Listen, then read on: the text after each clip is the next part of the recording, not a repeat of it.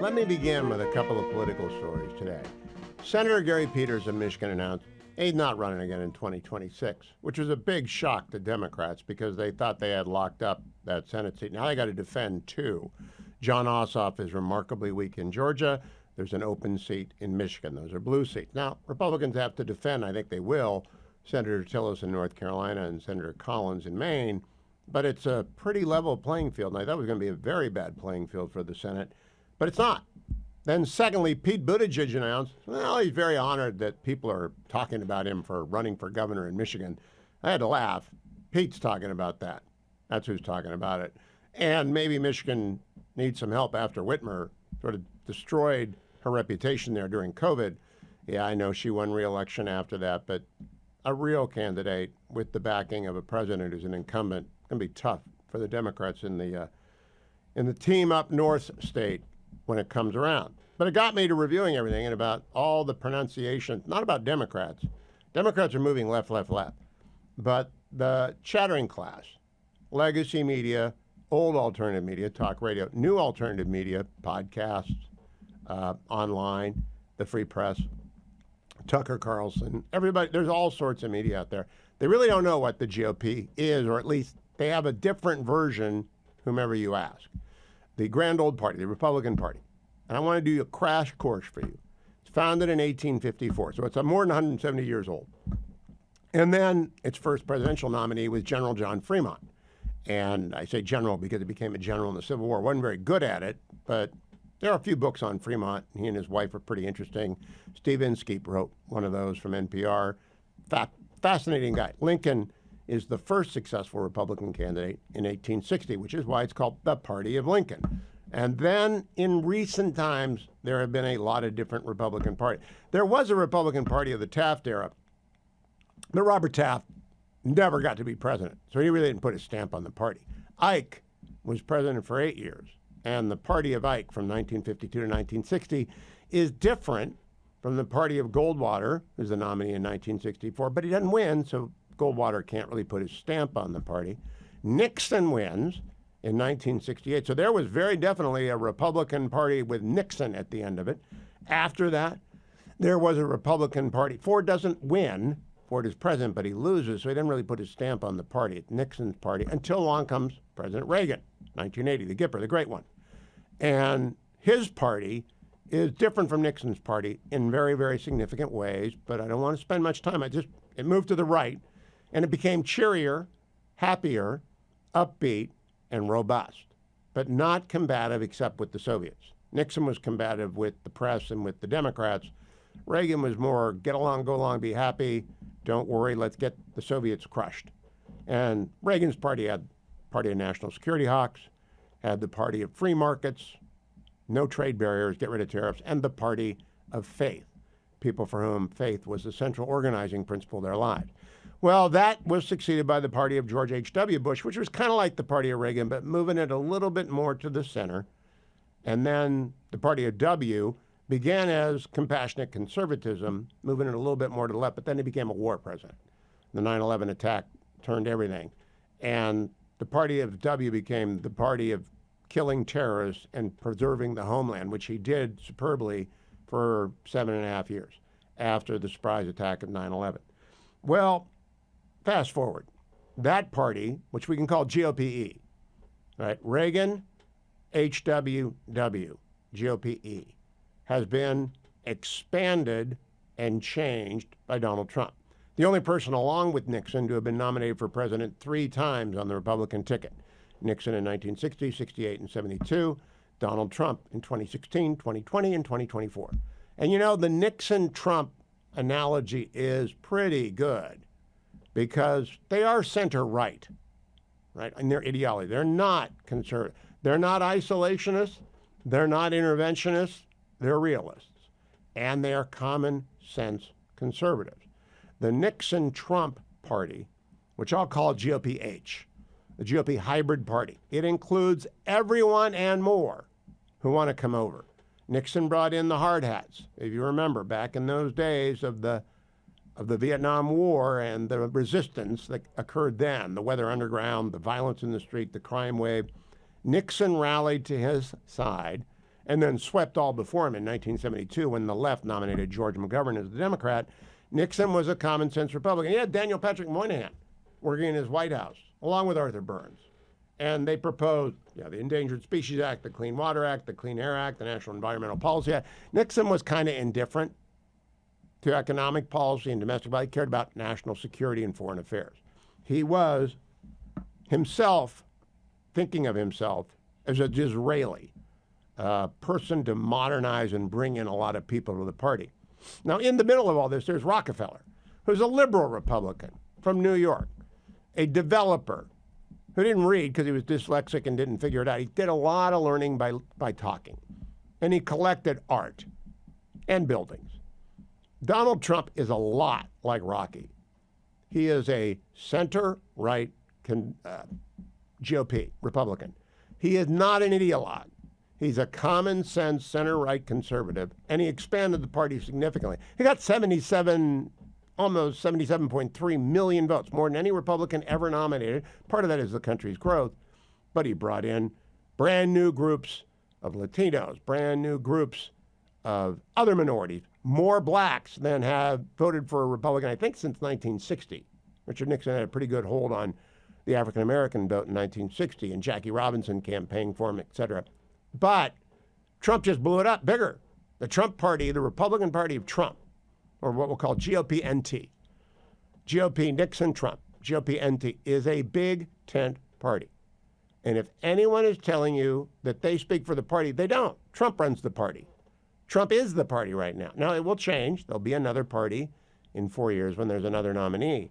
But really, people, stop speaking for the Republican. I've been a Republican my entire life. I voted twice for a Democrat, once in a congressional primary in California where my friend John Campbell was going to be the nominee and was going to win in the general. But in the primary, I knew the Democrat who was running, a guy named John Graham, and I voted for John.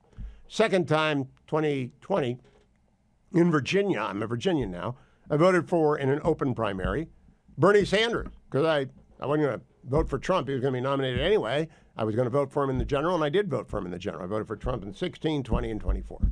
But in the primary, I voted for Bernie Sanders because he's really the true Democratic Party, and AOC is going to take that over for him. I think AOC might be a pretty formidable person when it comes to running. But this is my introduction to the Republican Party of today. It is more Nixon and Trump than it is GOP-E. More Nixon and Trump than it is Reagan, HW, and W. But Reagan, HW, and W fit within that. And so we have a big tent Republican Party.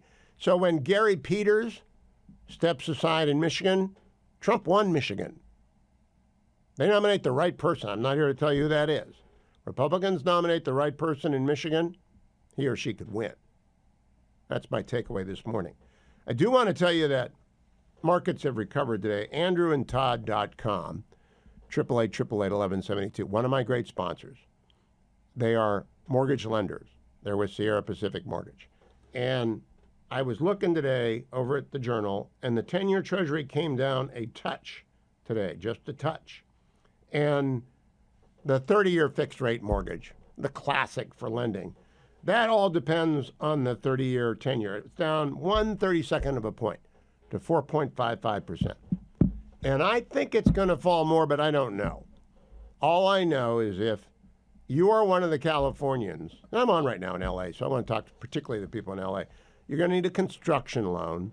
And Andrew and Todd, Andrew Del Rey, Todd Avakian, they will walk you through where to get a construction loan. It's usually 2 or 3 years long with a balloon payment at the end. You rebuild the house, it's worth X. Then you take out the construction loan with a mortgage. And that's what Andrew and Todd do. But they don't just do it in California, they do it everywhere in the country. So no matter what you need to buy, if you need to buy a house, you got to move, you're military, they do veterans lending, or you're a senior citizen, you want to get a reverse mortgage, you want to get a home equity line of credit that you can pay up and pay down. Doesn't matter what you need. If you're in the business of, because it's on top of my mind because driving to the studio today, I heard on News Talk a new mortgage lender I've never heard of before. And it always happens when rates starts to come down, people dust off their licenses and they go back into the business. Andrew and Todd have been there as long as I've been here. They've been doing loans, and Sierra Pacific has never changed their name. It's always been andrewandtodd.com, Sierra Pacific Mortgage. Same name, same guys, same excellent service. So if you need to get a home loan from Maine to San Diego, from Seattle, Washington to Florida, call 888-888-1172, 888-888-1172. I've known Andrew for 20 plus years and Todd for half as long. Good men, great men.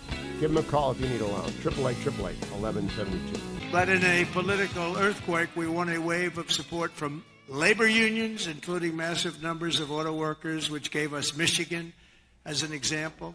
Think of that. We won Michigan easily, and we did tremendous with the auto workers. And an overwhelming majority of the rank-and-file membership of the Teamsters. The Teamsters were great. They showed up in droves, and we won them by a lot. Together, we're forging a new political majority that's shattering and replacing Franklin Roosevelt's New Deal coalition, which dominated American politics for over 100 years. That's what we're doing.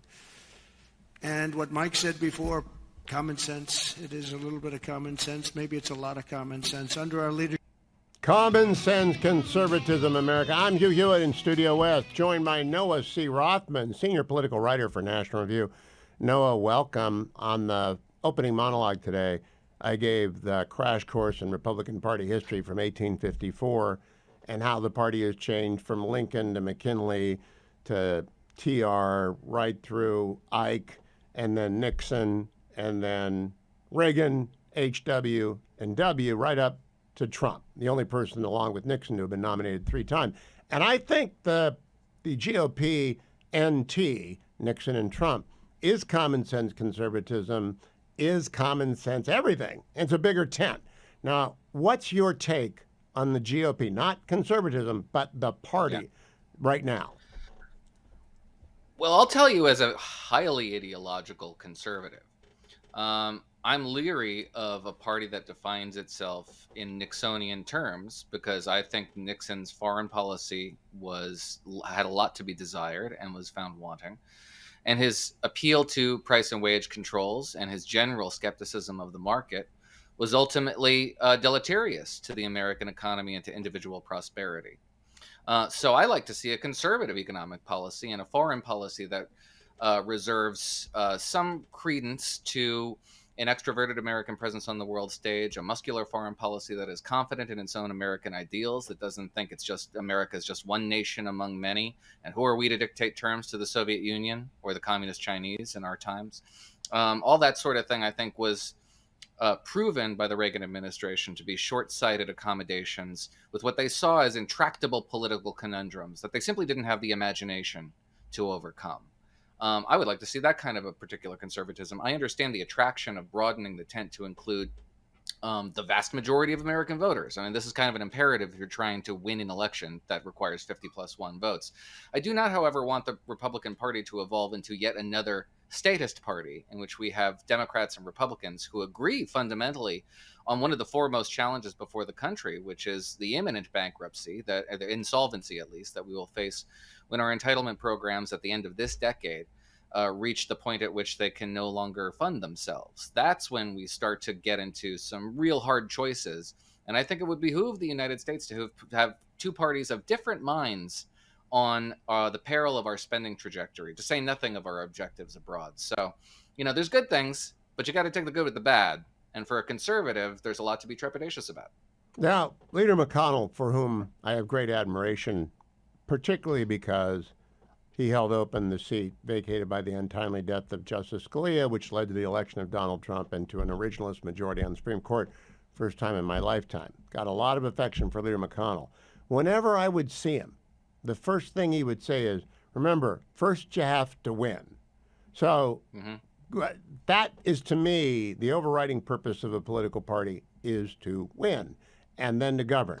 So I want them to win with a broad tent, and then I want them to govern first with attention to national security, without which nothing else is, and the Constitution, without which nothing is legal, and then to experiment around. Now, I am very skeptical of tariffs. And Bessent, Secretary of Treasury Bessent, yesterday kind of gave us tariff light.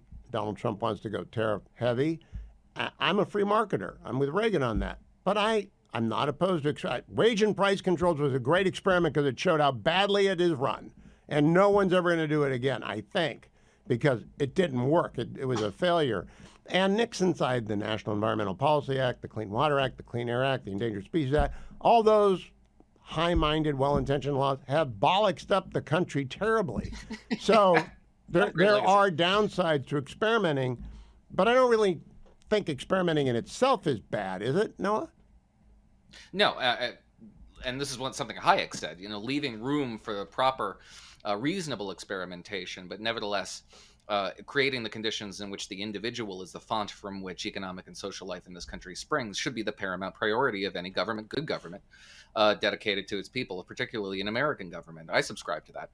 Let's talk about tariffs briefly. We were talking about this on the editor's podcast today. I don't know if you had a chance to hear it. I have not, no. But what we witnessed over the weekend, I think, is a useful example of where I think a proper role in doling out tariffs is, which is insofar as it comports with the president's capacity to conduct foreign policy, and specifically to conduct that policies that are close to, akin to, adjacent to war making.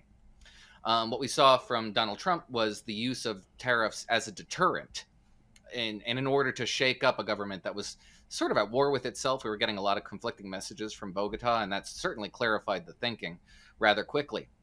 And we can argue over the legal grounds. I think there is legal predicate here for the execution of that policy from 1977 and 1917, respectively. Two dubious periods in American legal history, to be sure, but nevertheless remain unchallenged constitutionally, which give the president the authority to determine whether or not he can leverage and wield pressure in order to influence foreign governments in ways that advance our national security objectives. That's a really narrow approach, and the use of it as a deterrent mechanism sort of makes more sense to me, rather than just blanket tariffs as everything to everyone, as a dessert topping and a floor wax. It's that to me is unsatisfying and unpersuasive. Where we see the other side of that is in his threat to impose tariffs on Taiwanese chips, Taiwanese semiconductors. That is an empty threat. I was in Taiwan in October. The Taiwanese foreign minister regards their 40-year project to build a monopoly, all but global monopoly on semiconductors, as a deterrent itself against war. It deters China, and it deters every other actor on the planet who needs semiconductors, which is every advanced economy in the world. Sure, the United States, which doesn't have a domestic semiconductor industry, can try to impose tariffs on the Taiwanese in order to make them build factories here, which, by the way, we do, though with incentives, taxpayer incentives. That's the CHIPS Act. But we don't have that capacity here. So the United States can impose tariffs on them and absorb the costs themselves. If we all see this as a function of conflict, like war, you absorb a certain amount of pain yourself, because that's what war is. It's not just meting out pain and punishment to the enemy. You have to absorb some of it yourself. And if we see it in that sense as a trade-off, because there are trade-offs in everything, I think it clarifies things as a policy tool. Thomas Sowell, I was educated on this past weekend. I don't know where he wrote it. I don't know when he said it, but he said there are no choices, only trade-offs.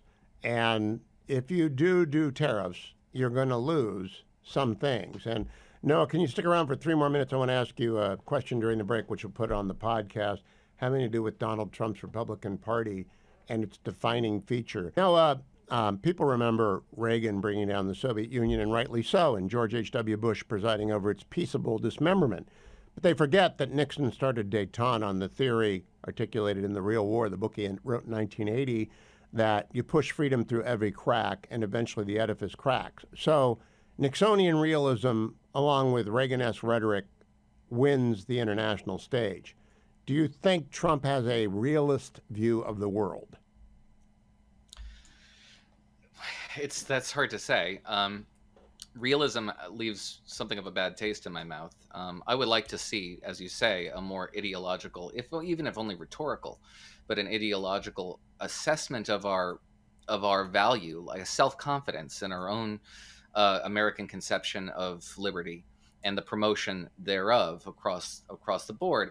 What we're seeing in terms of real programmatic approach to foreign policy from the so-called restrainers in the Pentagon makes me kind of nervous, because they can retail a lot of logic about why their realist prescription for foreign policy precludes confrontation with Iranian proxies, with Russia and its aggressive expansionism, and now we're hearing a lot of rumblings about China and the extent to which Taiwan is sort of a drain on our resources. And after all, it's in their neighborhood pause. anyway. I know Bridge Colby, and I know Mike Waltz, and I know Marco Rubio. These are not restrainers, whatever that small category is. I know Eli Lake and a few of our friends at Commentary are worried about a couple of deputy assistants to somebody at the Pentagon. Well, no, let's talk about Bridge, because he himself has articulated a logic that I think precludes a confrontation with Taiwan, even though he says it, or with China, even though he says as much. He talks about how the Houthis are a distraction. Yemen's a distraction.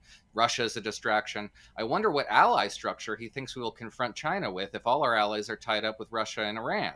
I don't interpret Bridge Colby that way. It's not 1933 anymore. There are not spheres of influence in which we can hide behind. The world is I don't think that's his. Global hegemonic obligations.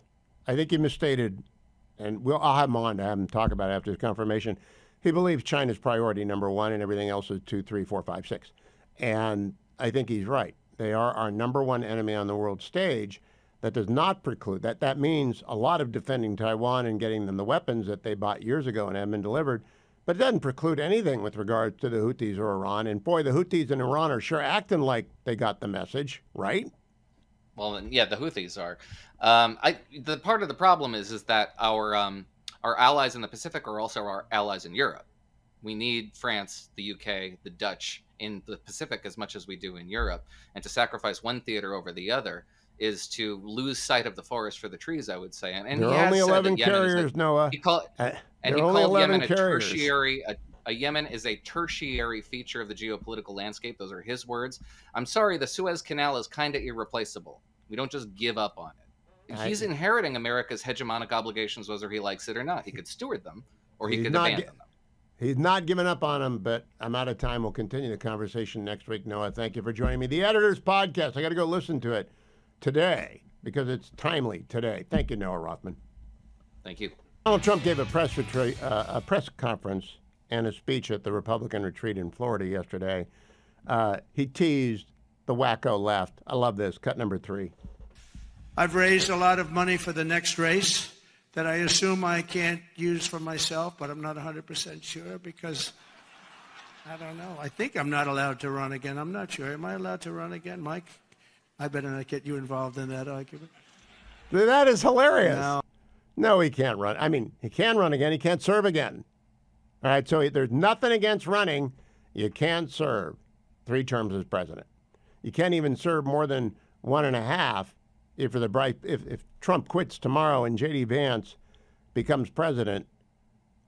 J.D. could not run in 2032 if he became president tomorrow because of the way the Constitution worked. But then he got serious. He said this, cut number 5. Under our leadership, the Republican Party has become the proud voice of hardworking American citizens of every race, religion, color, and creed. We become the party of the American dream and wealth creation for everyone, not just the rich. If we do our job over the next 21 months, not only will House Republicans be reelected and expand our majority in 2026, we will cement a national governing coalition that will preserve American freedom for generations to come. There has never been anything like what's happened in politics. I am so excited about this. That means the tax cuts get pushed through. That means energy policy opens up. The border is being secured, in real time. In real time. It's been a great 8 days thus far. He also spoke about lethality in the military. Cut number 6. And in a little while, I'll be signing 4 new executive orders. First is that I'm directing our new Secretary of Defense, Pete Hegseth, who's going to be great, by the way. Thank you for the support. Thank you very much for the support. You really did support him greatly. I think he's going to be fantastic. I know him very well. I think he's going to be fantastic. He's what we need to immediately begin the construction of a state-of-the-art Iron Dome missile defense shield, which will be able to protect Americans. We protect other countries, but we don't protect ourselves. And when Ronald Reagan wanted to do it many years ago, luckily we didn't. We didn't have the technology then. It was a concept, but we didn't. And now we have phenomenal technology. You see that with Israel. we're out of 319 rockets. They knocked down just about every one of them.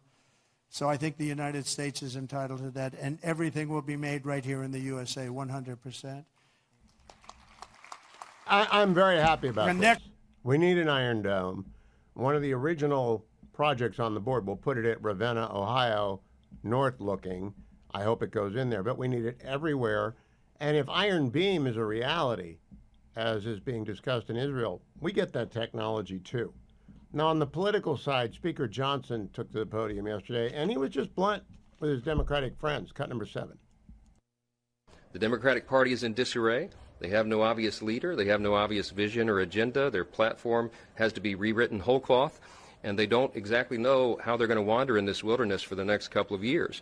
It's not just going to be a couple of years, though. It's going to be 4 years at least, and then more, because we are going to grow the House majority in 2026. Historically, when the president takes the Oval Office, then his party then loses, on average, a number of seats in the House in that first midterm. That won't happen this time around because there's been a sea change. And we're going to deliver on this agenda, and that begins now. I love that kind of talk because it is assumed, the exception is 2002. That's when people, to use Jim Garrity's phrase, voted to kill. So W did not lose Republicans in the House. But normally, first off year of a presidency is a blowback year for the party in power.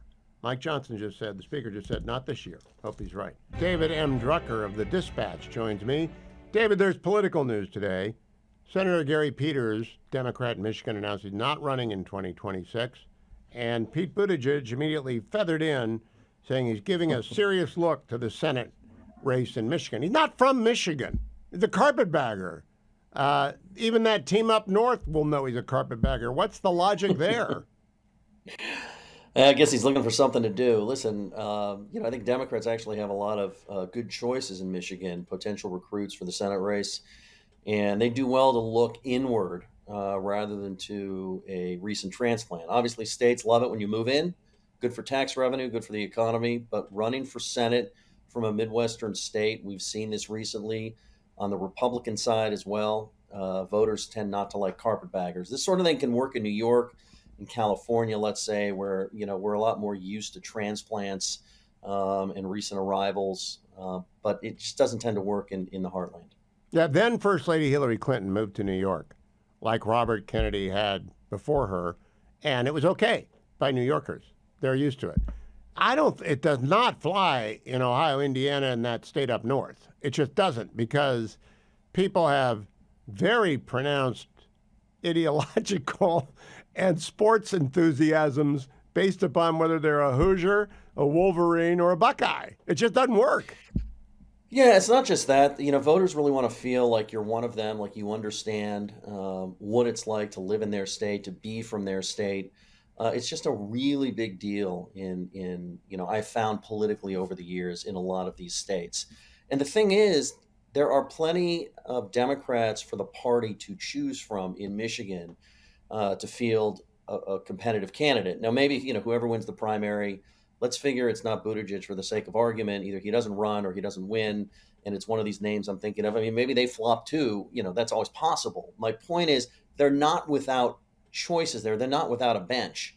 And they don't need to turn to a recent transplant with a big name to try and raise money and be competitive with the Republicans. And I'd say especially in a midterm year that, like it could turn out like 2022 did for Joe Biden and the Democrats, where it really is a pretty successful year, or at least not a bad year. That's how 2026 could be for Trump and the Republicans. But if it follows the trend of usual midterm elections, whether first term or second term in the 21st century, it could be difficult for Republicans. And when things are difficult for the in party in the White House, these competitive purple states tend to go to the challenger party. So again, Democrats they could do better. Now, I'm looking at the map, and I see Tom Tillis has got to defend in North Carolina. He's a very good candidate. He works hard. Susan Collins has got to win in Maine. She's St. Susan. I mean, people know her. They threw everything at her 6 years ago, and it didn't work. So I'm really not worried about Senator Collins, though. She'll put the work in again. She always puts the work in. Where are Republicans vulnerable in their incumbency, David Drucker? Well, I mean, look, you mentioned, two of the states that they're going to focus on in terms of protection. I don't have, and I have not really examined the map in detail yet, but I know that they don't have, at the outset of this cycle, they don't appear to have that many seats that are vulnerable. What I would say broadly, politically, is that sometimes you begin an election cycle looking like you can't lose, and the Huh. politics of everything turns upside down. I mean, think about 2010 for the Republicans. Even though they were coming off of two horrible elections in '06 and '08, Obama comes into office, and Republicans really felt like they'd be out of power for a decade. And they were looking at tough races in Florida and a number of states. That's just how it looked at the time. And a year later, they were on offense. They end up winning 7 seats, and that 7, I think, includes Scott Brown's surprise special election win in Massachusetts. And so, you just can't take these things for granted. But the Republicans begin in a very good position, to be sure. So let's close with Georgia. John Ossoff won an upset 6 years ago. I think he's very vulnerable if Georgia votes, as Georgia usually votes in an off year, Republican, especially if they get Governor Kemp to run for that seat. What is your reporting? Not a hunch, but have you heard anything about his decision making? I have not. The only thing that sources have told me is that he hasn't ruled it out, but I haven't heard anything in terms of whether he's leaning one way or the other. I mean, this is a seat that's going to cost a lot of money. It's going to be very competitive. The one thing Ossoff has in his quiver is that there's a Republican in the White House, could make it a little bit easier for him, but it's still going to be a knockdown, drag out. I think he's tougher to beat than Republicans give him credit for, but he's very beatable and not as strong as Raphael Warnock. And when you look at this, and I'm stealing this idea from somebody, and I wish I could give him credit here, but I just can't remember where I got this, but it's true. When you look at the success Democrats have had in Georgia over the past few years, Raphael Warnock has been on the ballot when they've won. And in 2022, Warnock won, but so did Kemp. In 20, obviously, it was a Democratic sweep, but Warnock was a part of that. Warnock will not be on the ballot this time, and it'll just be Ossoff. And that's why I found some of his voting has been curious. He supported a resolution that was very critical of Israel. This was in the United States Senate. Didn't make any sense to me.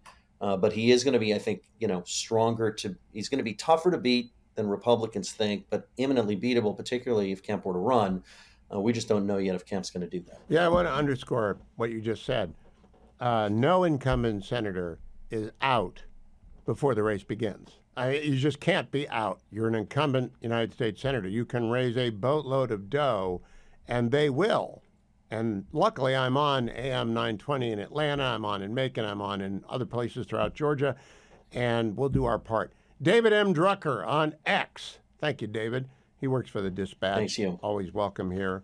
I want to talk about my friends at American Federal, but I'm going to do it next segment because I'm looking at the market and DeepSeek, the Chicom AI, and that's what. Don't put it on your app.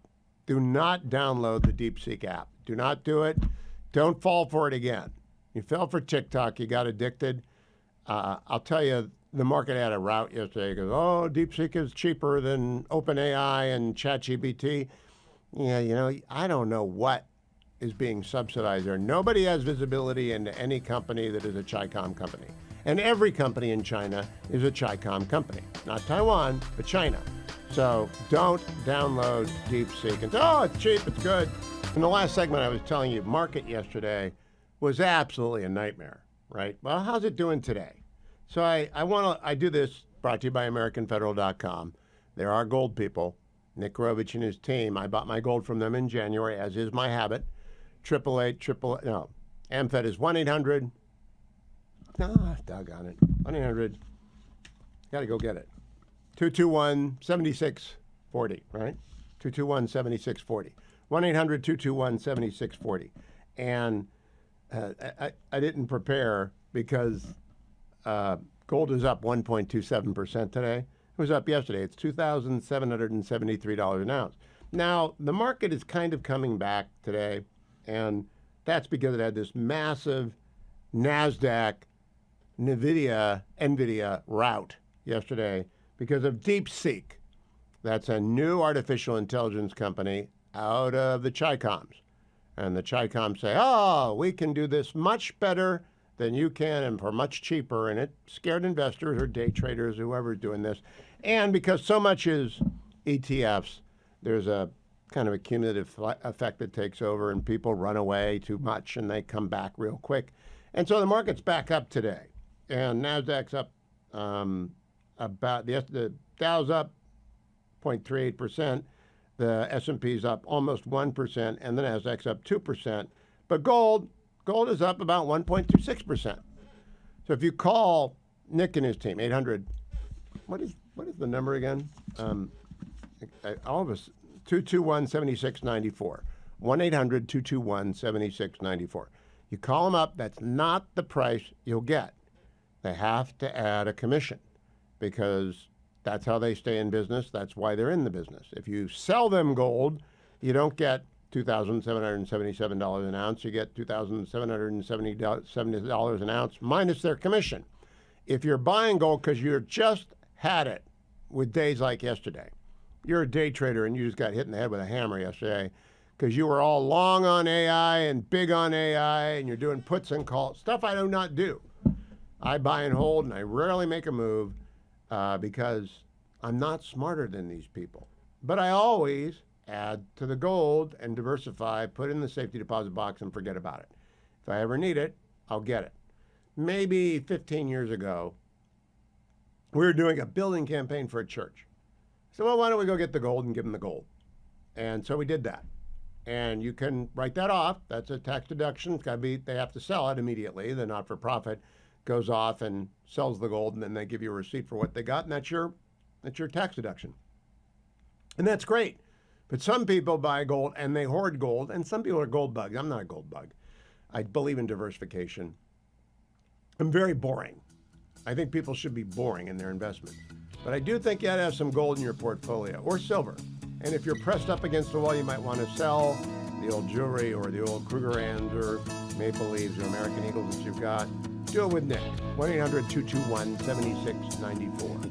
1-800-221-7694 or go to AmericanFederal.com. And if the market spooked you yesterday because of DeepSeek, I'll buy some gold. Not spooky. Very, very, very matter of fact. And before I turn to questions, I do have news directly from the President of the United States that was just shared with me in the Oval Office. From President Trump directly, an update on the New Jersey drones.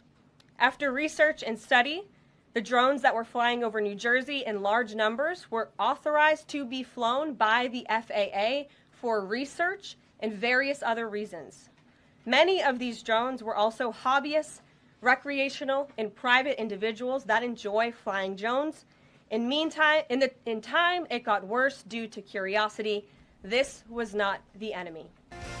Morning glory, evening grace, America. A new day dawns in the White House press room where Carolyn Levitt just had a master class and running that room. I'm joined by Brett Baer, who's no stranger to double talk from public officials. But Brett, I think she's going to be fabulous because that was pretty straightforward and on the nose.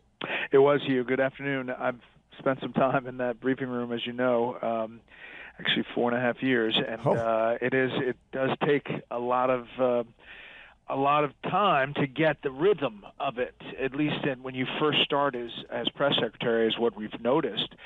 She seemed to get the rhythm right away, minus the massive binder on the podium. So she's known her brief.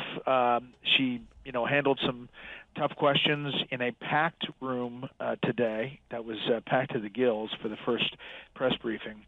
And, out of the gate, to come with that news, that really took the Biden administration a long time.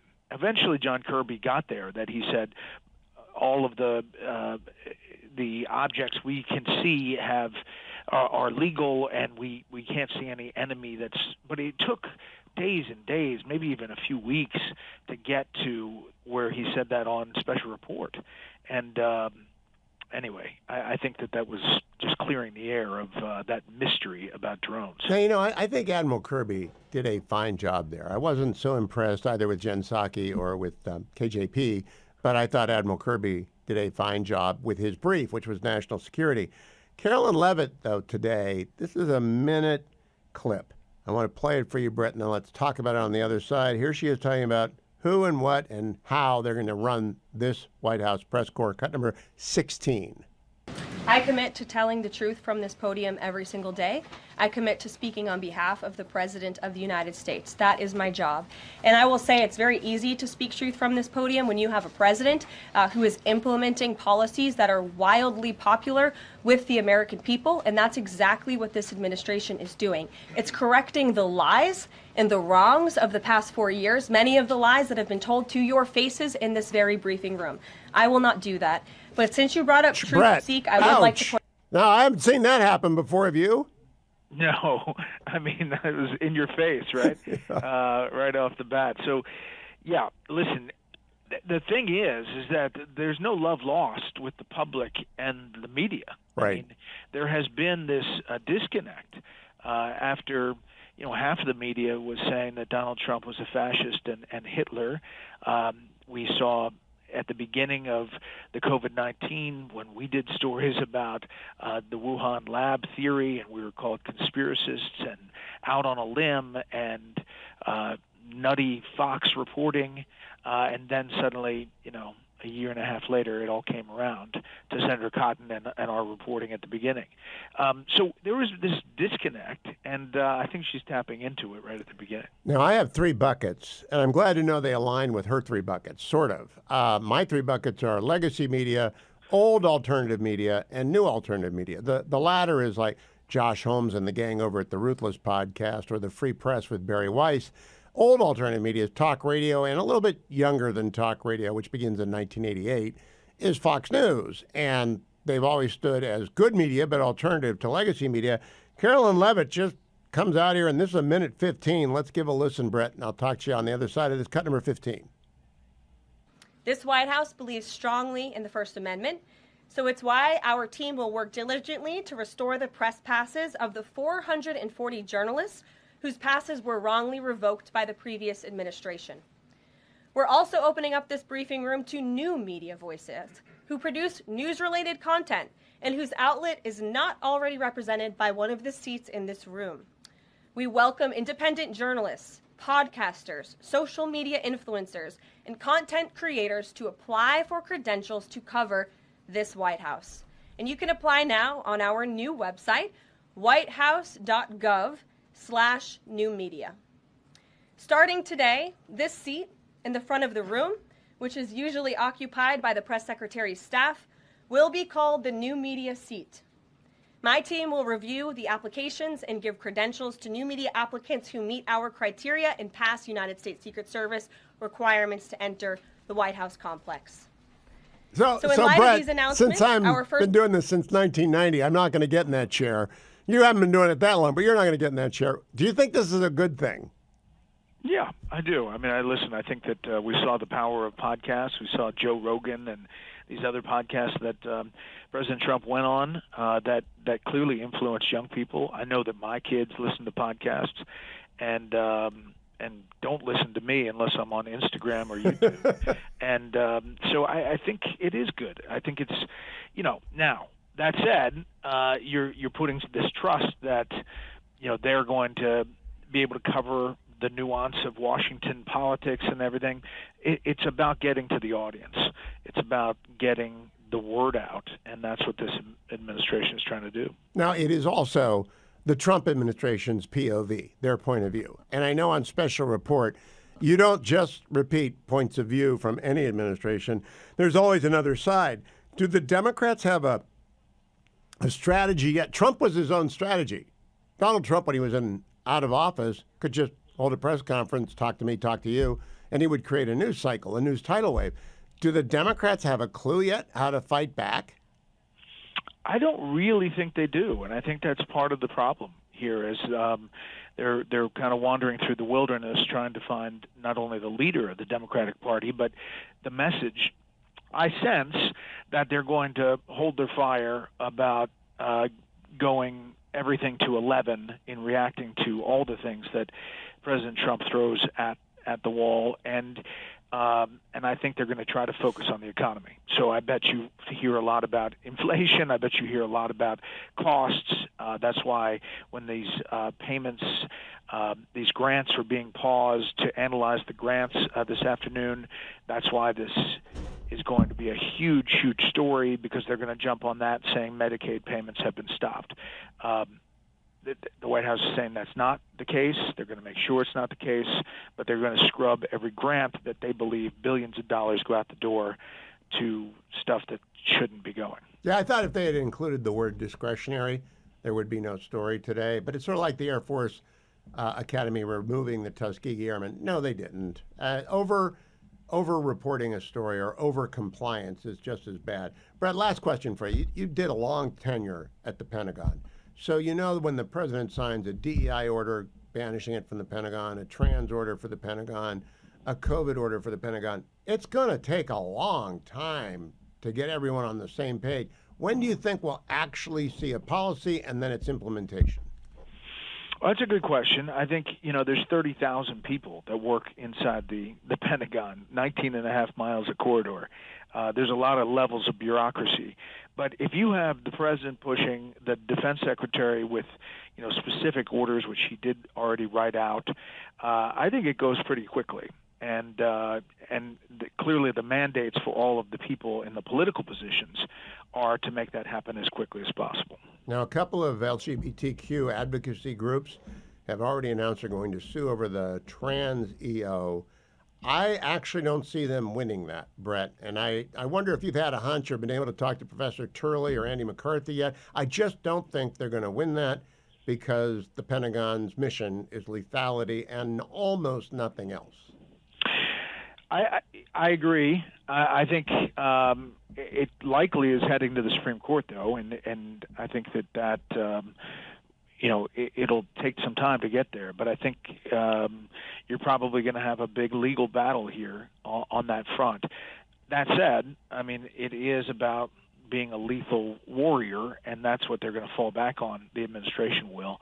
And you may be right. I think there is a legal case to be made, Brett Baer, I will be watching tonight on Special Report. Everyone should tune in on the East Coast at 6 p.m., and you will enjoy Special Report for the entire hour of that program. And Brett is never wrong, and he might not be in the new media chair, and I'm certainly not going to be in the new media chair, but whenever he wants to talk to someone over at the White House, he'll get his phone call returned. Thank you, Brett Baer.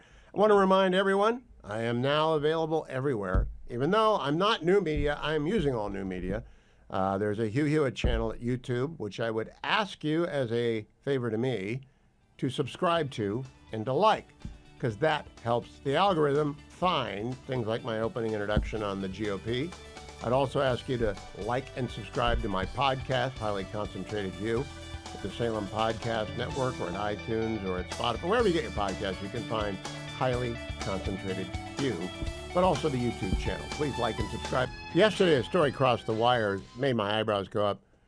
Dick Durbin, senator from Illinois, sent a letter alleging that Kash Patel, the soon-to-be-confirmed new director of the FBI, had received, Dick Durbin said he had received, quote, highly credible information, revealing that while serving in the first Trump administration's National Security Council, Kash Patel broke protocol regarding hostage rescues by publicly commenting without authorization on the then in-progress retrieval of 2 Americans held captive by Iranian-backed militants in Yemen in October 2020.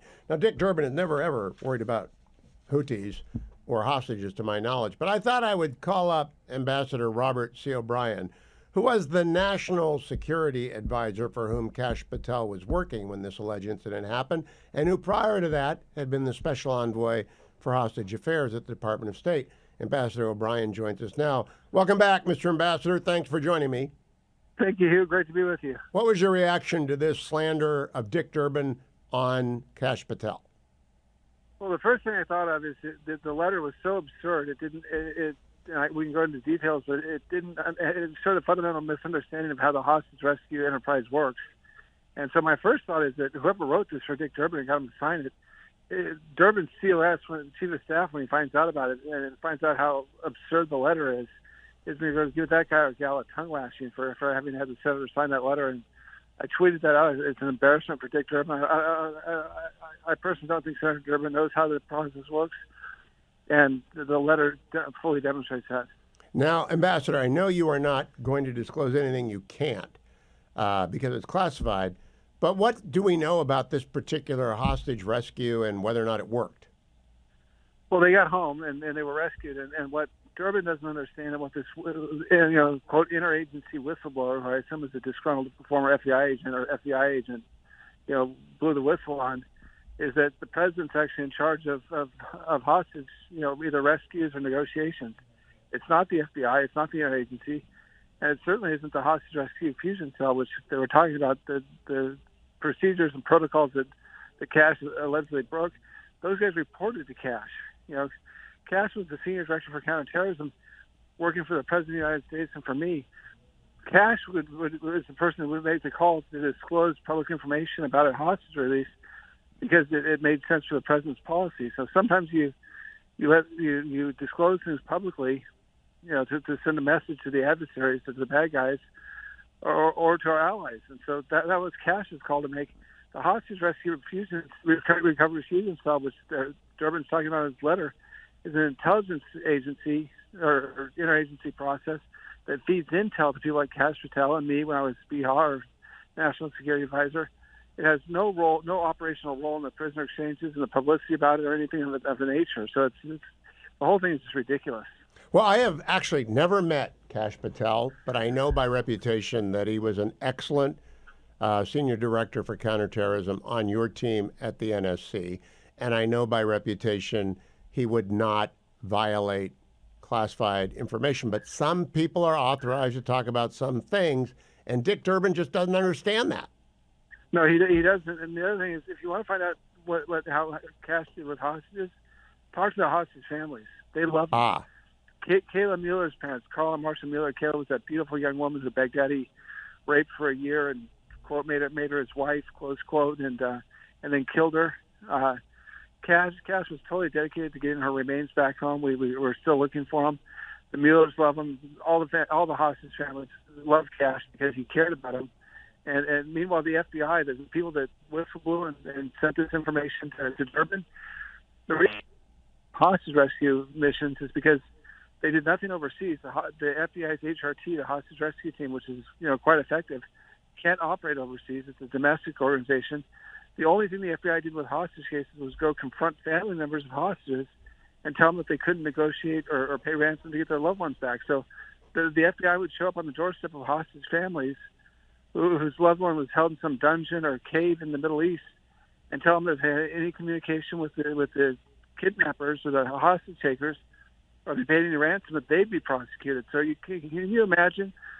And by the way, that's how Obama cut the FBI out of it and changed the rules and created the SPIA office. This was a Democrat who created it, and the Democrat who saw how bad the FBI was behaving. And that's why the FBI got cut out, and they haven't liked it ever since. But instead of trying to rescue hostages, they spent their time bullying hostage families into not talking to the captors. It was egregious. Now, Ambassador O'Brien, the story in this story is not what it purports to be. It doesn't hurt Cash Patel. He's going to be confirmed anyway, and I hope soon. What it tells us is that there remains a cadre of anti-Trump activists within the government who are going to try and cripple him. How large a cadre do you think that is? Well, it's still sizable. It's much less than it was when I was in government, 7 years ago, and when we left 4 years ago, when they had an active resistance. It was mostly bureaucracy. A lot of people have left. A lot of people are going to be leaving because they can't work from home any longer. They have to show up to work at the office, and so they don't want to quit their second job at Starbucks or their second online job, and so they're not going to be coming back. But it's far fewer, but there are still a few bitter enders that my colleague Alex Gray, my former chief of staff, calls them and called this whistleblower a bitter ender. And you're going to have some of these bitter enders, especially at the FBI, DOJ, maybe CIA. But their days are numbered. They're going to be, their colleagues are now starting to point them out, and they can either get on the program with and follow it. Look, everyone can have their own political views. We're a democracy. People can be Democrats, they can be liberal, they can be progressive, and work for the government. They just can't undermine the President of the United States and the policies of the administration while they're working there. Now, I want to get one comment from you on. your successor, Mike Waltz, friend of mine, friend of yours, he replaced pretty much everybody at the NSC that was a detailee. Now, my son works for him, so I'm always disclose that. But detailees have no claim on a chair at the NSC, do they? No, none whatsoever. Look, no one has a claim on a chair in the White House. I mean, everyone there serves the pleasure of the President of the United States. There's no career at the White House other than maybe the ushers and the footmen and the chefs and that sort of thing, the professional staff. But there's no claim to a seat at the White House. So if you're a person detailed to the NSC, and the Democrats bring in hundreds of them because the National Security Advisor on the Democrats loves to kind of interfere and run policy at the Pentagon and State Department, whereas under Republican, NSAs, we usually try to hold the agencies accountable, but let them do the diplomacy and let them do the war fighting and not direct them from the old executive office building. And so the detailees are going to have their details ended. And what I used to say is hopefully they'll take the experience and the knowledge they gained working in the White House, take them back to their agencies and make Homeland Security or DOD or State Department better because of the experiences they had working at the White House. It's just black ice for these guys. They don't see it coming. They slip on it every time. Durbin does it repeatedly. He's older and he just doesn't keep up with this stuff. But Kash Patel's going to get confirmed, and this was a Hail Mary to try and stop it from the bitter enders. I like Alex Gray's term. Ambassador Robert C. O'Brien, thank you for joining me on short notice today. I like to knock down stories when I can get a hold of an expert like the ambassador, former National Security Advisor, former Special Envoy for Hostage Affairs, Robert C. O'Brien. I got to get a new phone. Now, I'm not going to get rid of my old phone. I got everything I need in that old phone and that old number. And I only have one number in one phone. I've always had one number in one phone. And I've changed numbers probably 3 times in my life, my adult life. But I got to get a new phone and a new number because I just discovered during the break, grandchildren can text now. And you want to respond, it's a very limited amount of online time that they get. I want to get their text. I want to know when they're nothing consequential. It's not important. It's just reaching out and saying hello to the old guy. And I want to hear from him and got kids and the fetching Mrs. Hewitt. So I'm going to go I'm not going to use the same service. I'm not going to use the same phone. Got to find a family-only phone. I don't know if you can afford that. I'm going to find a cheap family-only phone, but I'm going to keep that in a category different. Now, I notice around D.C., a lot of people have 2 phones. Some people have 3 phones if I got a classified network. I do not need a classified network. Everything's hacked by the Chi-Coms. The Iranians try, they're not good at it. Chinese are very good at it. But I just assume nothing is private. But I would still like to make sure so I'm going to go find a new phone. I caught up on something during the break. Let me tell you about our sponsor. I don't have a sponsor. I'm not selling anything right there. Just tell you, I got to get a new phone because it happened with my old AOL address. Eventually, it just crumbles. Eventually, the weight of spam just crushes something. So I've just got to find a way a family-only phone. That's my solution. Got to talk to you about our friends at Job Creators Network, who is a sponsor. They're not in the phone business. They're in the business of many things, most recently, education choice. And they have a new website, educationfreedomusa.com, because they want education freedom now. educationfreedomusa.com if you're interested in universal school choice for every student in the United States. Now, there are some states which have got universal school choice.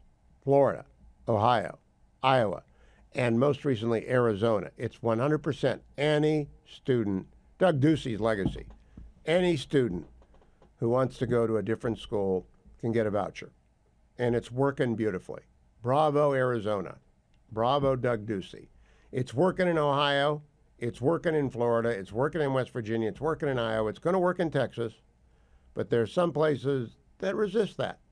Now, usually it's teachers union, public employee teachers union, that will destroy. In California, if you say, school choice, you'll get just shot down. You'll be out of office.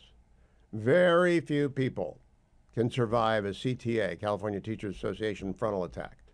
because they got more money than God. But because they take dues out and they protect their own, and ditto New York, ditto especially New York City schools. But EducationFreedomUSA.com is not giving up on any child. EducationFreedomUSA.com is the new civil rights movement. Now, yesterday, it's over on my YouTube channel. I did a long interview with Juan Williams about his brand new book, New Prize for These Eyes, The Rise of America's Second Civil Rights Movement.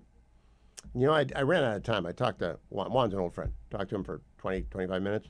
But I didn't talk to him about school choice. I should have. I may have to get him back on. Because the second civil rights movement is the reverse in some respects of the first. The first civil rights movement was about making sure that there were no segregated schools. That separate but equal, which had been overturned by Brown v. Board, went away.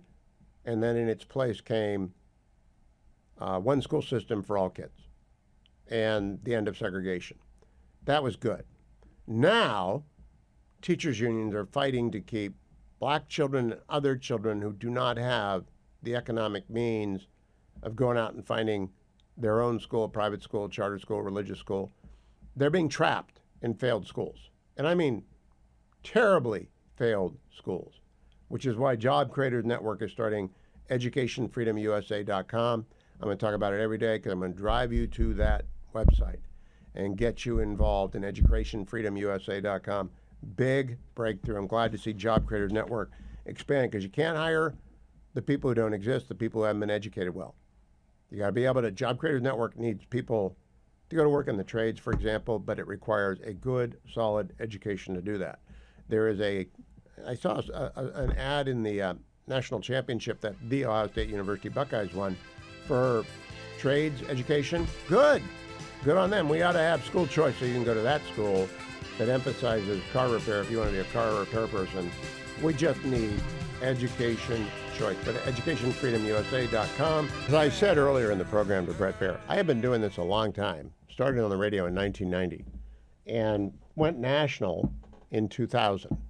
And from day one of my national show, producer, not really a producer. I mean, if I had a producer, this show would really click.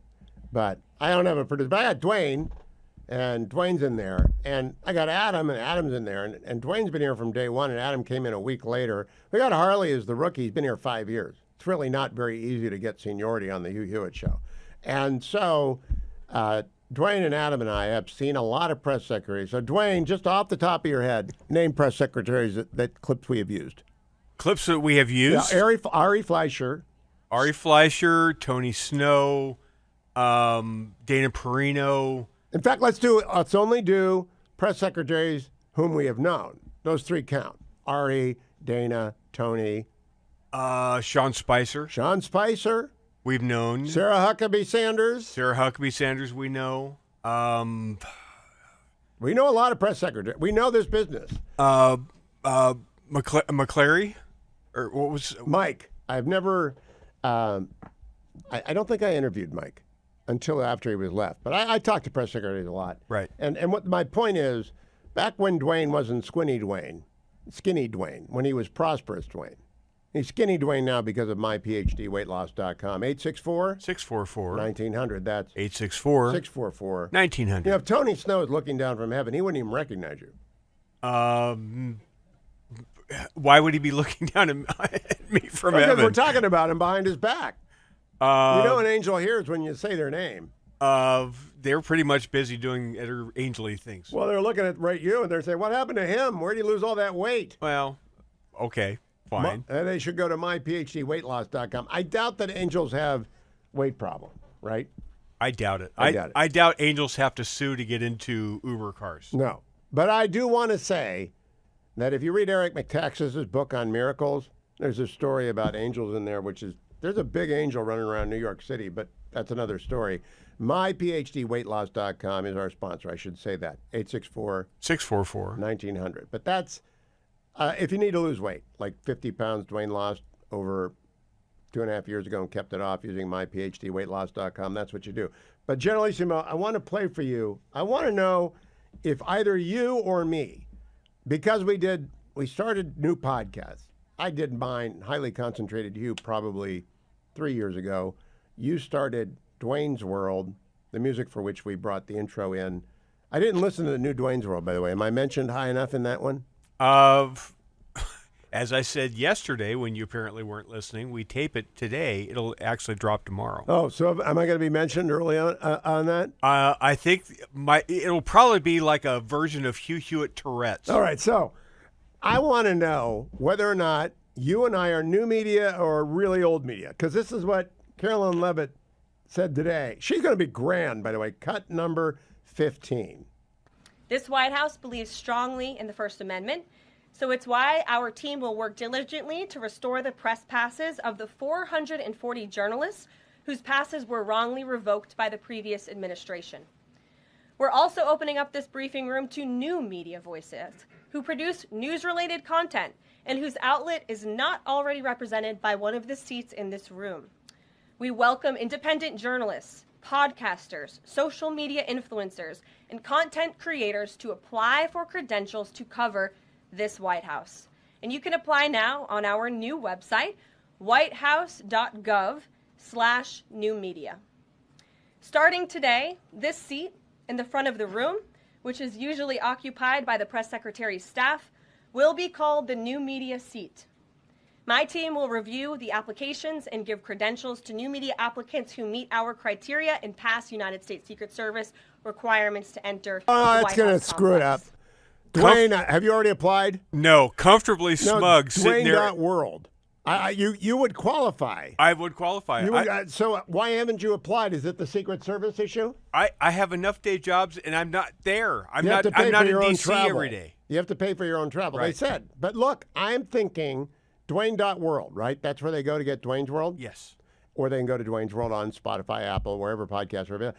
If you did this, Dwayne.world, I mean, if you were awake, if I had a producer, you would have already done this. You would have applied. I'm going to have too much fun watching Comfortably Smug do it. He's not going to get in there. It's a Secret Service issue.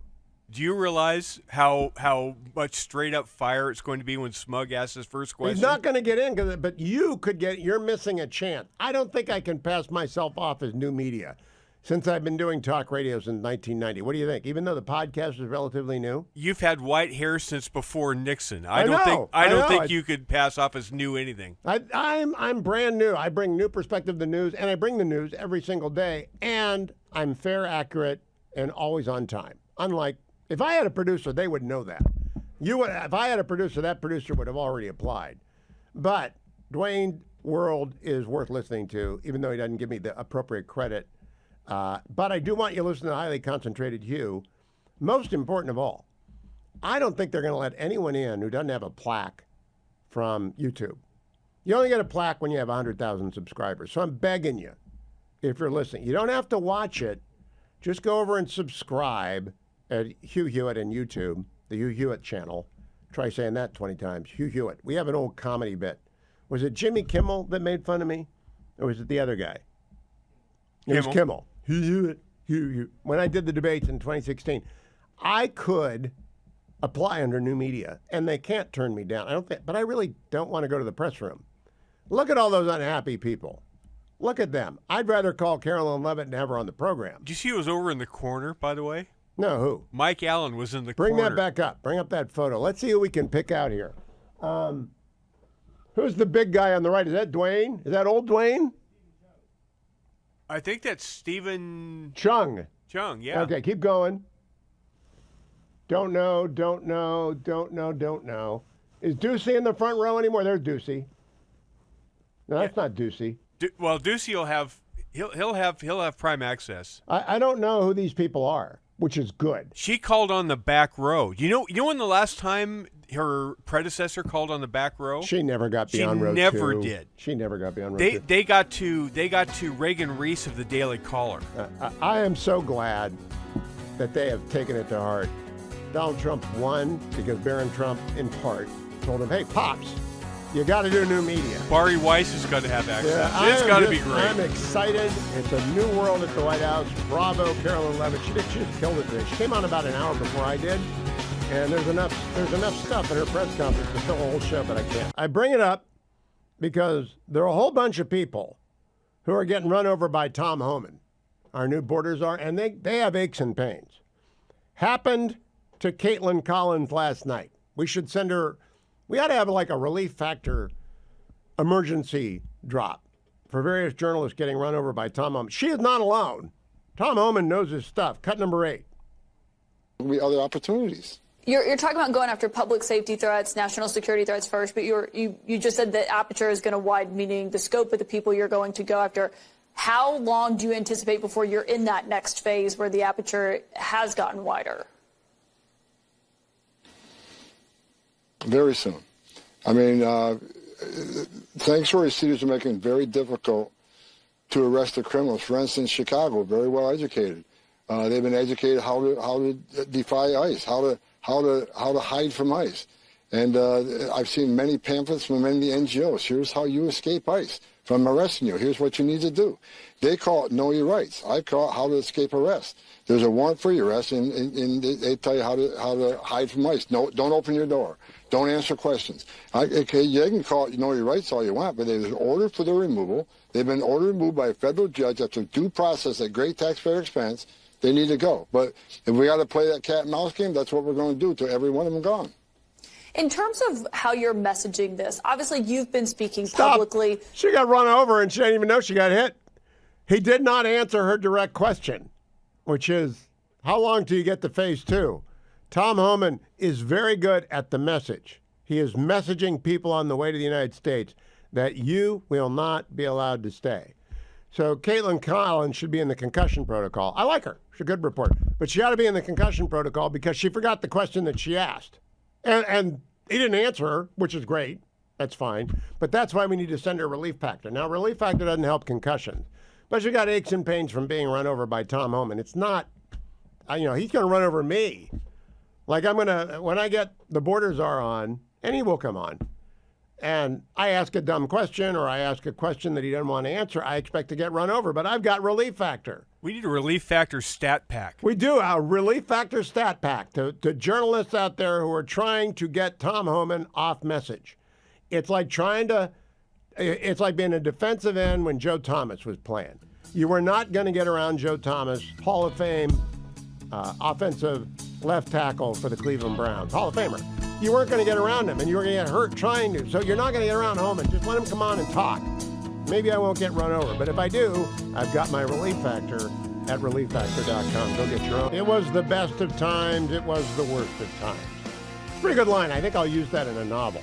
But it actually reflects what's going on inside the Beltway. Byron York, Fox News contributor, Washington Examiner columnist extraordinaire and writer, joins me to talk about best of times, worst of times. Byron, I'm talking about for the media inside the Beltway. They kind of like having Trump back, but a lot of them really don't like having Trump back. What do you think? Well, first of all, certainly the first week of the Trump administration simply overwhelmed the media's ability to keep up with him. For example, where is the big, detailed, case-by-case article about the January 6th pardons? You just haven't seen it. They've not been able to do that, and then when they start, their attention is taken by something else that Trump has done. So he's just absolutely overwhelmed the media and the opposition's ability to keep up with him. I think what you're seeing today is they felt like they got a little bit of a handhold when Trump is pausing federal payments for lots of things, not everything, but lots of things, in order basically, I think, to get an idea, a handle on ideological spending that's going on that the administration does not approve of. But the administration did not explain it all that well.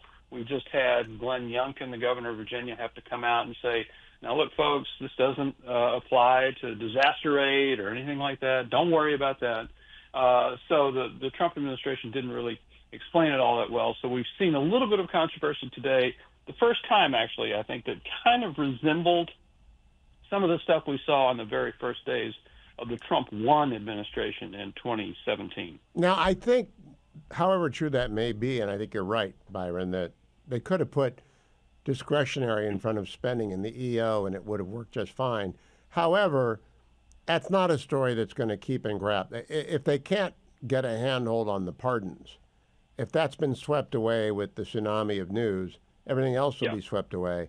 I want to dial in for a moment on, you and I are kind of old new media. And I have three buckets: legacy media, old new media, and new media. And today, Carolyn Levitt had a master's class. Did you watch that presser? I did. What'd you think? I thought it was very well done, very professionally done. It is a fact that there was very little that she could say that the president himself had not addressed at some point in the last 72 hours or so. And so that's a good situation. That's a healthy situation that you don't really need the spokesperson all that much, because the president himself has come out and explained himself at great length and on numerous occasions. You know, President Trump is such a master at narrative. He gave her some news about the FAA at the start of that. I want to play that for people who just tuned in so they realize. He armed his press secretary with the greatest currency in the press room, which is the ability to make news that the press doesn't know about. Cut number 12. And before I turn to questions, I do have news directly from the President of the United States that was just shared with me in the Oval Office. From President Trump directly, an update on the New Jersey drones. After research and study, the drones that were flying over New Jersey in large numbers were authorized to be flown by the FAA for research and various other reasons. Many of these drones were also hobbyists, recreational, and private individuals that enjoy flying drones. In time, it got worse due to curiosity. This was not the enemy. Byron, how come it took her one day to do that, and the Biden administration never completely ever answered any questions? I know. I mean, such a clear statement. And you're absolutely right. Why did the Biden? Well, first of all, the Biden administration was leaderless. It was just a kind of a ship just drifting around. So that was the big problem. But I agree. This was very, say, look, this is not the enemy here. It was a very clear statement. I'm glad she did it. And I'm glad she did it. I'm also glad that the president gave her something to lead with in her first presser, so that, boom, news from the podium. Maybe that'll happen again. I'm going to keep coming. Now, Byron, I want to go back to the beginning of today's program. I had to, after Donald Trump went down to the GOP retreat in Florida, I had to outline for the Steelers fans and other people, there have been a lot of Republican parties. It goes back to 1854. John Freeman's first nominee doesn't win. You don't get to put your mark on a party unless you win a presidential election. So there's been Lincoln's party, there's been McKinley's party, there's been TR's party. There was never Taft's party. He was a Senate leader, but he couldn't get the nomination, couldn't win. There was no Dewey party. There's an Eisenhower party. There's no Goldwater party. There was a Goldwater movement, but no Goldwater party. There was a Nixon party. It peaked in 72. Then it was thrown out. There was, in my view, a Reagan party, an HW party, and a W party, which is now today lumped under GOP-E unfairly somewhat. But it was, for 20 years, dominant paradigm. But Trump has remade the Nixon coalition, in my view, the GOP-NT, to a sense. Do you think I'm wrong in thinking that the party of conservative common sense is what Nixon stood for and what Trump is emerging to stand for? Well, I heard you deliver your address on this, and I look at it a little differently. I mean, I certainly agree that, we don't have to talk about the TR party. But as far as I can see it from inside Washington and observing the Republican Party for a very long time, the strains that are most active now are the very old strain of what is sometimes disparagingly called zombie Reaganism. That is, some people who are still around, who maybe their first job was in the Reagan administration. That would be Mark Levin and me. That's us. Could be you. Yes. And that is still around. They're great admirers of President Reagan and believe that a lot of what he did would be good to do again today. And then that is still there. And then you have the George W. Bush style of republicanism. And I think the Bush republicanism is the thing that's most important when considering Trump, because I don't think you have Trump emerge in 2016 without Bush and Obama. And I personally have come to believe that the George W. Bush presidency was an absolute disaster for the Republican Party. And certainly he left with an approval rating in the 20s. And the two big reasons is that he started a really big war by mistake, and actually, in his memoir, I mean, he said that. And then the economy, I think Larry Summers said it rolled off the edge of the table at the end of his presidency. This is a disastrous ending to the Bush presidency that really caused, I think, a lot of Republicans to rethink once Donald Trump started coming up and criticizing W. Bush. And one of the reasons, of course, Trump was criticizing W was because Trump was running against W's brother, Jeb, who was, standing next to him on the stage. So Trump really enjoyed beating up on Jeb Bush whenever he could.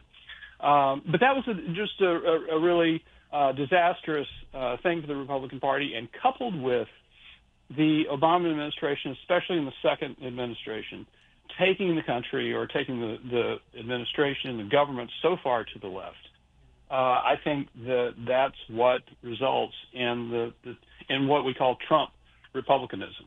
Now, I want to elide a few things. I'm glad that you said by mistake and not by design. There are some Republicans who believe W and the, quote, deep state knew and lied about WMD in order to get us involved in a foreign war. It's just stupid. Right. Bush lied, people died. I think that those 20 years of GOP president, Reagan, HWW, all have peace through strength. And W became a war president. Number one purpose, do not let the homeland get attacked again. And succeeded, but at extraordinary cost. And I don't know that GOP NT would do anything differently. Neither Nixon nor Trump would do anything differently than W did, presented with the evidence.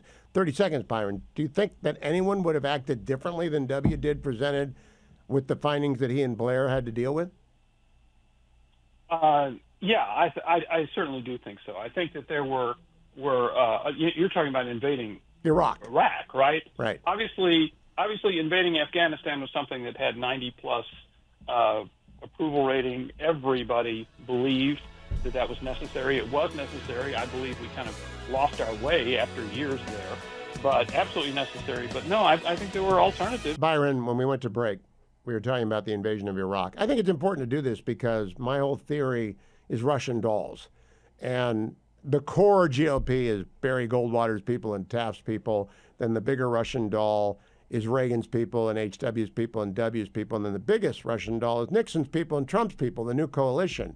But part of that coalition wants to assign evil intent to W. And up with that, I will not put. I just think we were wrong. You agree with me? Well, I do agree with you, but it was a mistake so disastrous that it doesn't have to have been intentional to just be a disastrous mistake. Now, I think there was something really interesting going on in this last campaign, and there has always been, even when Trump emerged in 2016, there always remained a number of Republicans who felt more comfortable with the Republican Party of George W. Bush and John McCain, Mitt Romney, Paul Ryan. That was the Republican Party they felt comfortable with. They did not like Trump. They didn't like his style, and they didn't like what he was doing. And that didn't go away when Trump won in 2016. I saw it covering Nikki Haley in the recent in the 2024 Republican primaries. It wasn't a huge group, but it was not nothing either. They felt more comfortable with an earlier style of republicanism, and they never really fully adjusted to Trump. I agree with that. There has always been an aesthetic objection to Donald Trump, and the people who could not overcome that tried to get Nikki Haley or someone else nominated. Yeah. Failing that, Most of those people went with Trump, and those who didn't were more than overwhelmed by the addition of Latino Americans, Black Americans, working class American union members. President talked about Teamsters and UAW workers yesterday.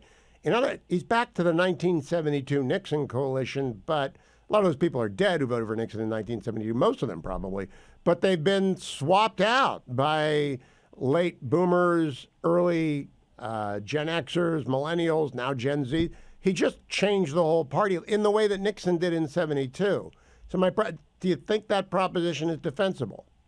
Yeah, I think it is, actually. And in part, it was by blowing up the old George W. Bush party. One person said to me this was in 2015 or 2016, said that, Donald Trump has just rolled a grenade into the AEI lunchroom, referring to the American Enterprise Institute, the conservative think tank in Washington. And so, he just really blew that up and created something entirely new. And we really saw that. Because the presidency of Joe Biden gave him an opportunity to appeal to voters who might have just stuck with a Democrat had a Democrat been competent. Not infirm and not Kamala Harris. His choice. Yeah, not infirm and not Kamala Harris. I'm coming back with Byron for one more segment because he knows as much about the GOP as any other person, including me. Byron, I want to play for you Donald Trump at the retreat yesterday in Florida for the House GOP. He said something that in the wave of news is overlooked, but it's very important for American politics. Cut number 4. But in a political earthquake, we won a wave of support from labor unions, including massive numbers of auto workers, which gave us Michigan as an example. Think of that. We won Michigan easily, and we did tremendous with the auto workers. And an overwhelming majority of the rank-and-file membership of the Teamsters. The Teamsters were great. They showed up in droves, and we won them by a lot. Together, we're forging a new political majority that's shattering and replacing Franklin Roosevelt's New Deal coalition, which dominated American politics for over 100 years. That's what we're doing. And what Mike said before, common sense. It is a little bit of common sense. Maybe it's a lot of common sense. Under our leadership. So, Byron, Barack Obama gets elected. He goes to the left. Then we have Joe Biden elected. He goes to the left. Donald Trump in his first term was trying to go to the center, but Russia, and all that stuff. He's doing it. He's doing the smart thing politically. He's going to the middle. What do you think of it? Absolutely. And the opportunity that was always there with the blue wall states and Pennsylvania, Michigan, Wisconsin was absolutely huge. And in Michigan, for example, you had these voters and you had a couple of things a couple of issues that Democrats had really alienated so many of them. One on woke issues, and two on electric cars. Basically, the mandates and getting rid of conventional automobiles. And Trump's position is not against electric cars. It's just a choice for everybody, and don't force electric cars down people's throats before the market is ready. So you had this just enormous opportunity.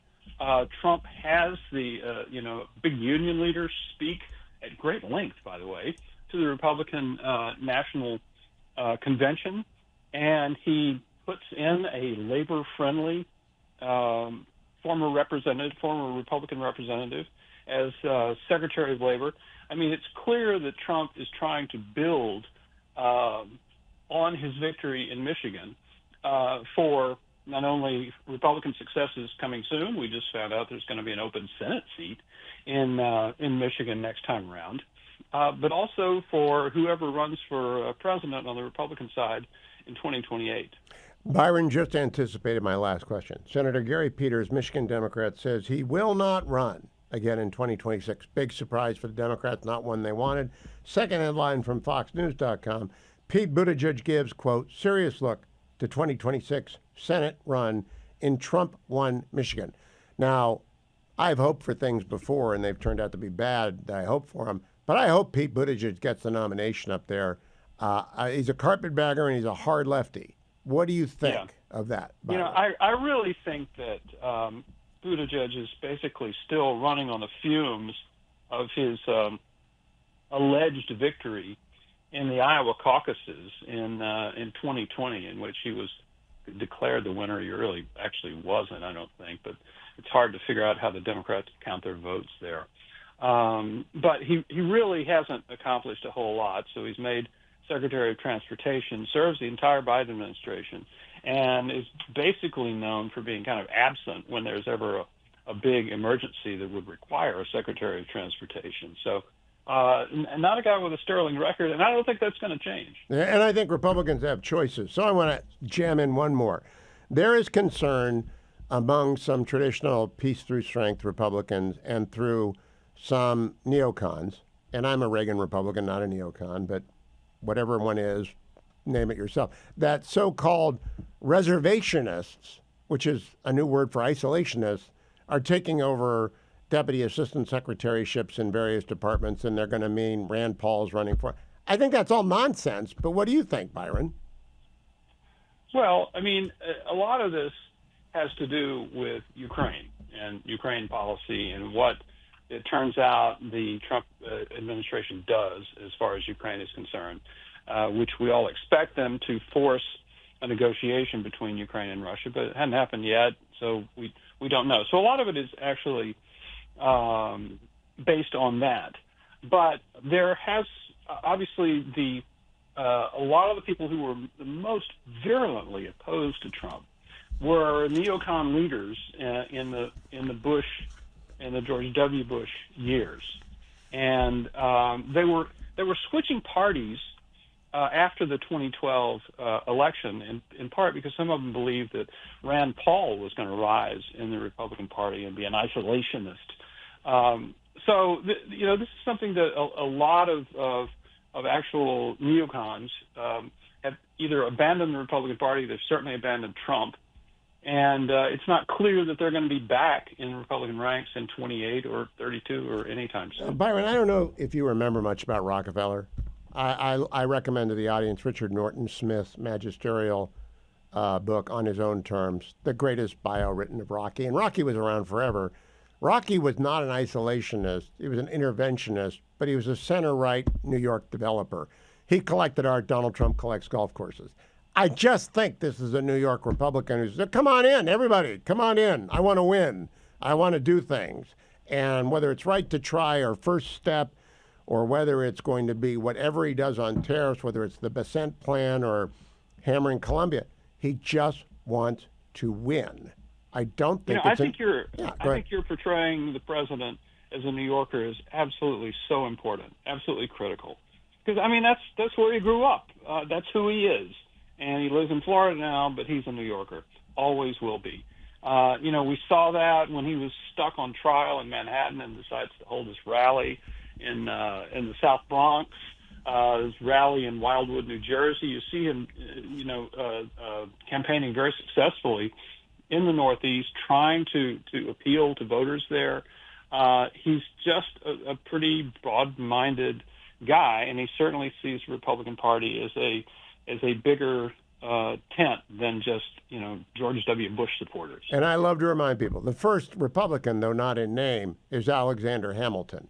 And Alexander Hamilton loved tariffs, and he loved big things, and he believed in a very powerful central government. And I just think we're going to come to the end of the Trump years in 4 years and conclude he built the Republican Party out by going to the center. Any prediction, Byron? You got about a minute? I think you're absolutely right about that. Now, obviously, the one thing to think about when you're thinking about the legacy of Donald Trump and the post-Trump future of the Republican Party is just the enormous uniqueness of Donald Trump. Correct. Can you really have a Trump Republican Party without Donald Trump? I mean, and I think we can say right now there's nobody who can fill that particular spot in the voters' imagination. But will he create this party that allows a lot of what he believes to be continued in a more systematic way? I do think the choice of J.D. Vance was an interesting generational choice on Trump's part, which is not something you usually associate with him. Agreed. So there's a possibility this will actually happen. Agreed, and to be determined. I mentioned earlier in the program today, you really don't want to try and get Tom Homan off of his messaging because he's a rock. Stephen Miller is the same way.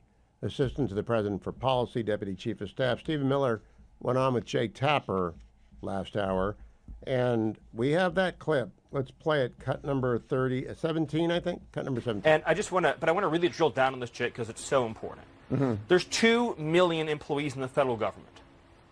Overwhelmingly, the career federal service in this country is far left wing.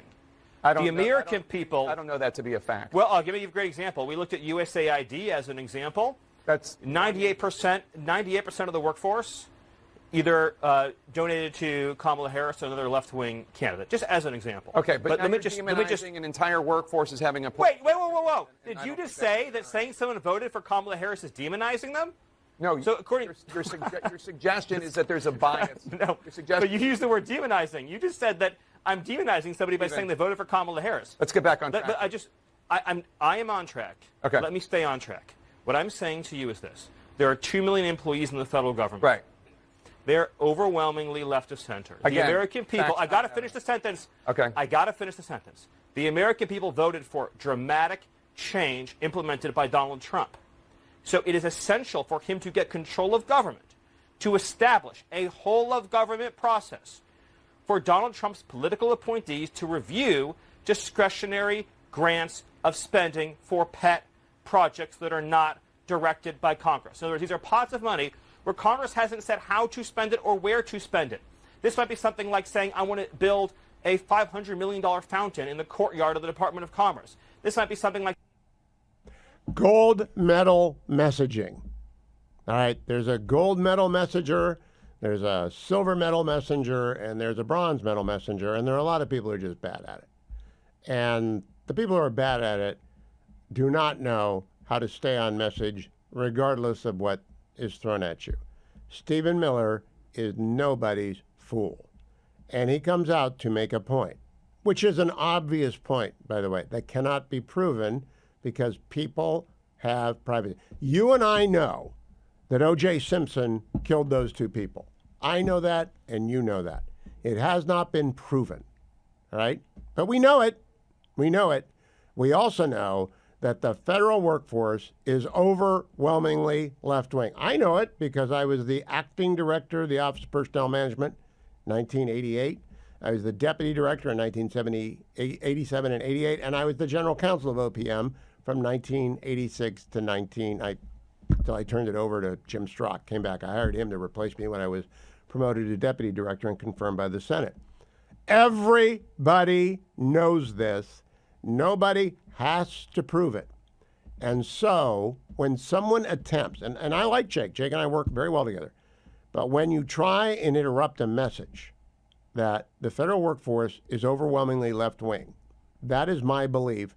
Here is some evidence for that, and the evidence is Exhibit A, the contribution and voting records of a subset of federal employees. You just don't get to say that doesn't count. And Stephen Miller is very good at this. Don't, I want to finish my sentence. That is the way to do it. Now, Stephen Miller's sentences are usually very long because you're going to land the plane. You got to get the plane to take off. You're going to fly it, and he's going to land it. And he used the D word there, discretionary.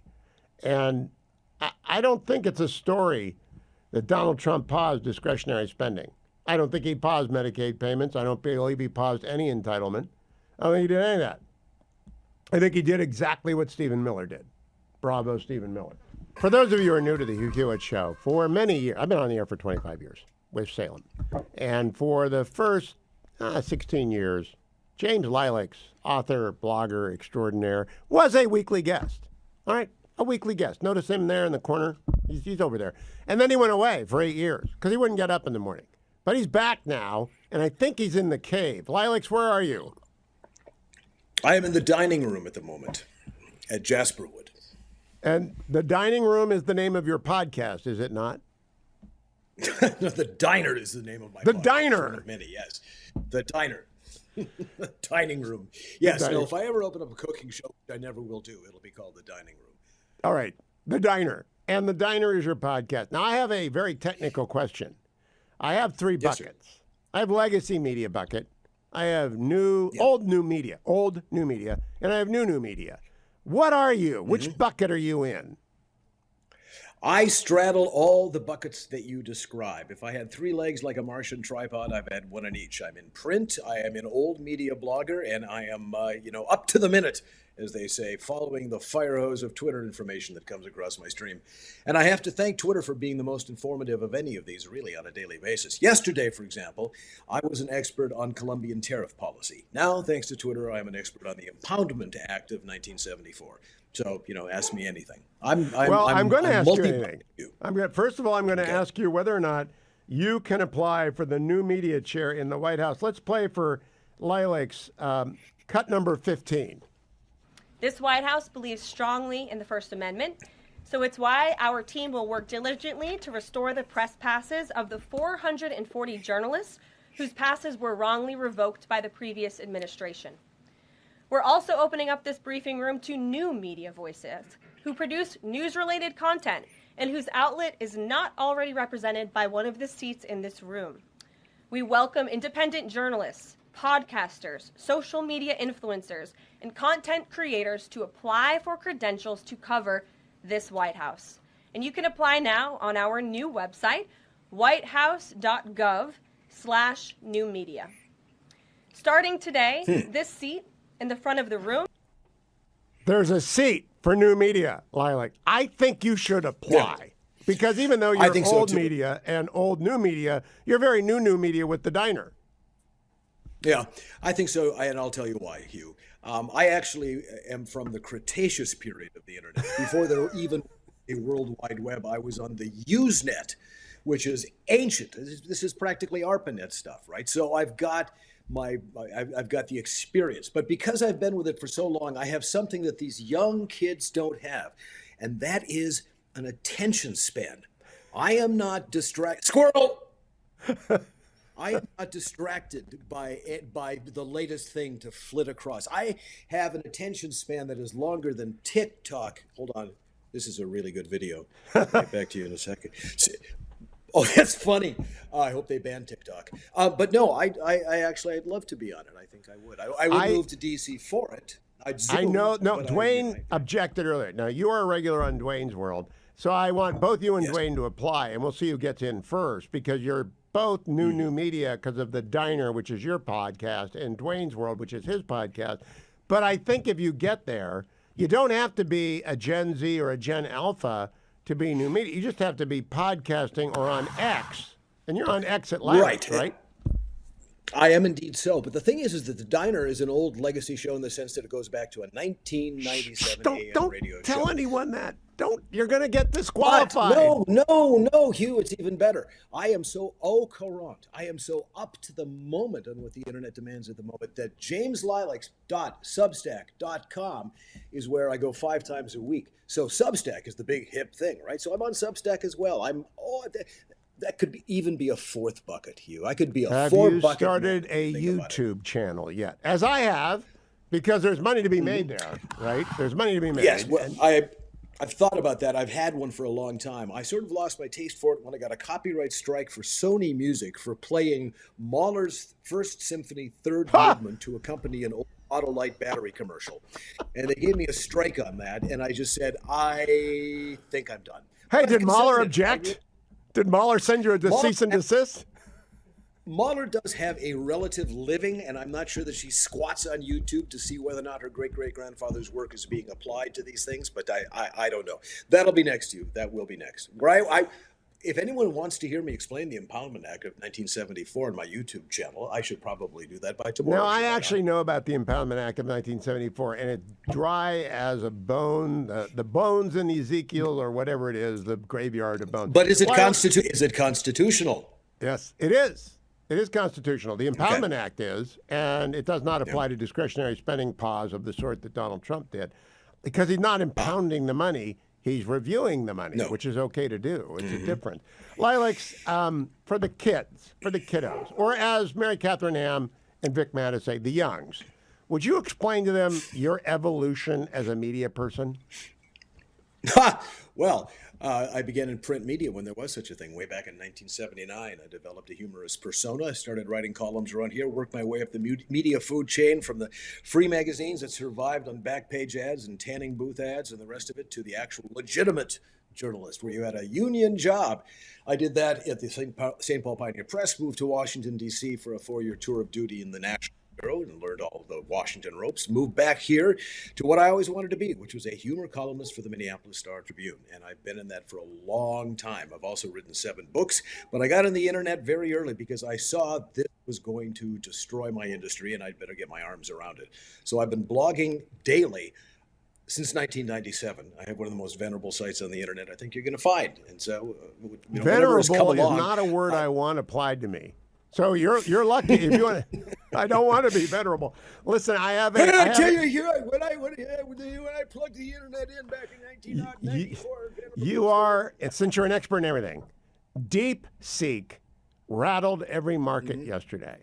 I'm pretty sure that by the time our careers come to an end, we don't have to go away. AI can create us forever. What do you think? Well, I am worried about that. I mean, I've been working on creating digital avatars for myself using LoRa so that I have a persona that I actually that will survive me. There is a digital version of me that can be posed, moved. It's more glamorous than me. I'll learn it. I'll teach you how to speak like me, and I'll be irrelevant except for next week when I'll see you again. Lilac, good to talk to you. My goodness, it's good to talk to you. And to see you in the cave. Go subscribe and like The Diner on iTunes, Spotify, and wherever you get your podcast.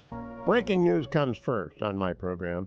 And news broke moments ago that a federal district court judge, Lauren Ali Khan, in Washington, D.C., has enjoined Donald Trump's executive order to review all discretionary spending.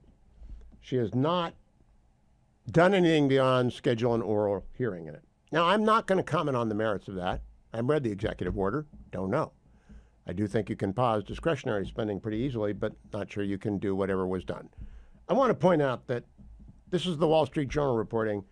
Minutes before the memo from the White House Office of Management and Budget was set to take effect, U.S. District Court Judge Lauren Ali Khan in Washington, D.C., temporarily blocked federal agencies from taking steps to implement it. Ruling at the end of a hastily arranged court hearing Tuesday, Ali Khan said she was issuing a brief stay that would preserve the status quo until she can hold an oral argument, which is set for Monday morning. What's missing? What's missing? The name of the president who appointed her.